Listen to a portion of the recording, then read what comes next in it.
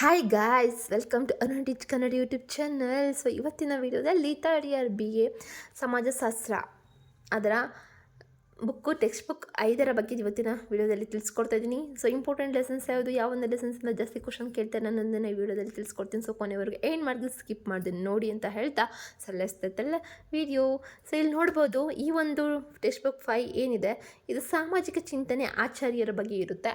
So ನಮಗೆ text book 3, 4 ಒಂದು ಕಡೆ ಈಸಿ ಆದರೆ ಇದು ಸ್ವಲ್ಪ ಟಫ್ ಅಂತ ಅನಿಸುತ್ತೆ. ನನ್ನ ಪ್ರಕಾರ ನನಗೆ ಅನಿಸುತ್ತೆ ಟಫ್ ಅಂತ. ಹಂಗಂತ ಟಫ್ ಅಂತ ಓದ್ಕೊಳ್ತಾ ಇರಬೇಡಿ. ಬಿಕಾಸ್ ಆಚಾರ್ಯರ ಬಗ್ಗೆ ಕೇಳಿರುವಂಥದ್ದಂದರೆ, ಸೊ ಈಗ ನಮ್ಗೆ ಹಿಂಗೆ ಅಂದರೆ ಕನ್ನಡ ಇಂಗ್ಲೀಷ್ ಕವಿಗಳು ಹೇಗಿದ್ದಾರೋ ಹಾಗೆಯೇ ಸಮಾಜಶಾಸ್ತ್ರದ ಒಂದು ಕವಿಗಳು ಇರ್ತಾರಲ್ಲ, ಸೊ ಅವನ್ನ ಆಚಾರ್ಯರು ಅಂತ ಕರೀತಾರೆ. ಅವರ ಚಿಂತನೆ ಹೇಗಿದೆ ಒಂದು ಸಮಾಜದ ದೃಷ್ಟಿಯಿಂದ ಅಂತ, ಸೊ ಅವರ ಬಗ್ಗೆ ಕೇಳ್ತಾರೆ, ಅವ್ರ ಬಗ್ಗೆ ಬರಿಬೇಕಾಗುತ್ತೆ ಅಷ್ಟೇ. ಸೊ ನೋಡೋಣ ಬನ್ನಿ ಯಾವುದನ್ನು ಇಂಪಾರ್ಟೆಂಟ್ ಅಂತ.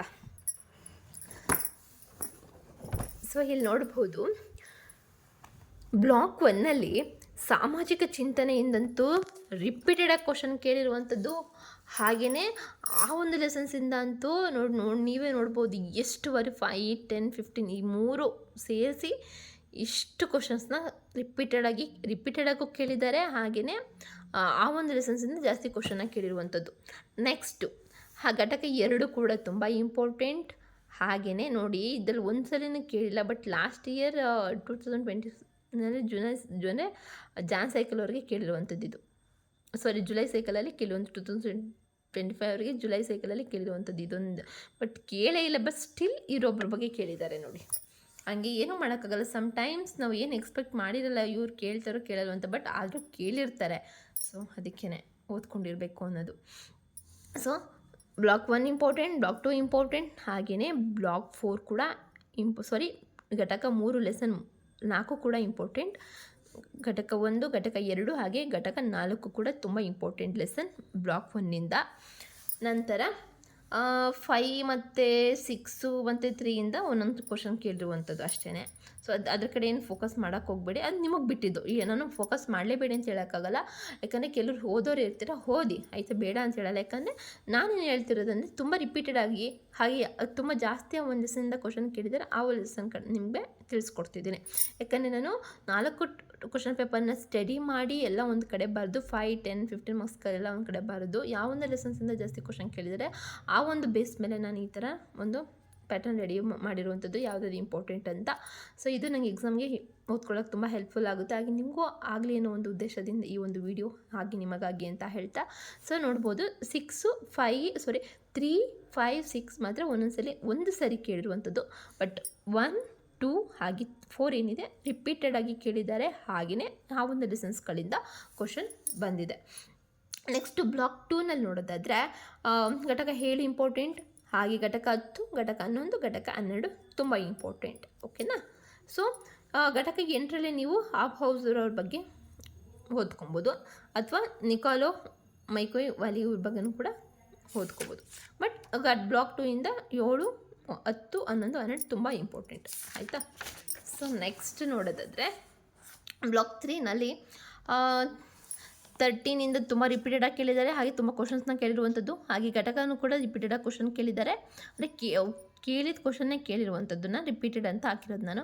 ಹಾಗೆಯೇ ಆ ಒಂದು ಲೆಸನ್ನಿಂದನೂ ಕ್ವಶನ್ ಕೇಳಿರುವಂಥದ್ದು. ನಂತರ 15 ಕೂಡ ಇಂಪಾರ್ಟೆಂಟು ಆಯಿತಾ. 17 ಮತ್ತು 18ರಲ್ಲಿ ಒಂದೊಂದು ಸಲ ಕ್ವಶನ್ ಕೇಳಿದ್ದಾರೆ ಅಷ್ಟೇ. 16ನಲ್ಲಿ ಕೇಳಿಲ್ಲ. ನಂತರ ಬ್ಲಾಕ್ 4ನಲ್ಲಿ ನೋಡೋದಾದರೆ ರಿಪೀಟೆಡಾಗಿ ಕೇಳಿದ್ದಾರೆ ಇದರಲ್ಲಿ, ಬಟ್ ಒಂದು ಸಲ ಕೇಳಿರೋದು, ಇನ್ನೂ 1-2 ಬಾರಿ ಕೇಳಿದ್ದಾರೆ ಅಷ್ಟೇ. ನೆಕ್ಸ್ಟ್ ಇದರಲ್ಲೂ ಕೂಡ 1 ಬಾರಿ 21ರಲ್ಲಿ, 20ರಲ್ಲಿ ಇಲ್ಲ, 21ರಲ್ಲಿ 1 ಬಾರಿ, ಹಾಗೆ 22ರಲ್ಲಿ ನಿಮಗೆ 4 ಬಾರಿ ಕ್ವಶನ್ನ ಕೇಳಿರುವಂಥದ್ದು. ರಿಪೀಟೆಡಾಗಿ 4 ಬಾರಿ ಕ್ವಶನ್ನ ಕೇಳಿರುವಂಥದ್ದು. ಹಾಗೆ ಘಟಕ 23ರಲ್ಲಿ ರಿಪೀಟೆಡಾಗಿ 7 ಬಾರಿ ನಿಮಗೆ ಈ ಒಂದು ಲೆಸನ್ಸಿಂದ ಕ್ವಶನ್ನ ಕೇಳಿದ್ದಾರೆ. ನಂತರ ಡಾಕ್ಟರ್ BR ಅಂಬೇಡ್ಕರ್ ಅವ್ರ ಬಗ್ಗೆ ಇಲ್ಲೂ ಕೂಡ ಇಂಪಾರ್ಟೆಂಟ್ ಲೆಸನ್ಸ್, ಹಾಗೆ ರಿಪೀಟೆಡಾಗಿ ಕ್ವಶನ್ನ ಕೇಳಿರುವಂಥದ್ದು. ಹಾಗೆ 4 ಬಾರಿ ಕ್ವಶನ್ನ ಕೇಳಿದ್ದಾರೆ. ಸೊ ಅರ್ಥ ಆಯ್ತಲ್ಲ. ಸೊ ಈ ಒಂದು ಟೆಕ್ಸ್ಟ್ ಬುಕ್ ನಿಮಗೆ ಏನು ಕಷ್ಟ ಆಗಲ್ಲ. ಅಂದರೆ ಕವಿಗಳ ಬಗ್ಗೆ ತಿಳಿದುಕೊಳ್ಳೋದು, ಅಂದರೆ ಸಮಾಜ ಚಿಂತಕರ ಬಗ್ಗೆ ತಿಳಿದುಕೊಳ್ಳೋದು ಅವ್ರ ಬಗ್ಗೆ ಕೇಳಿದಾಗ.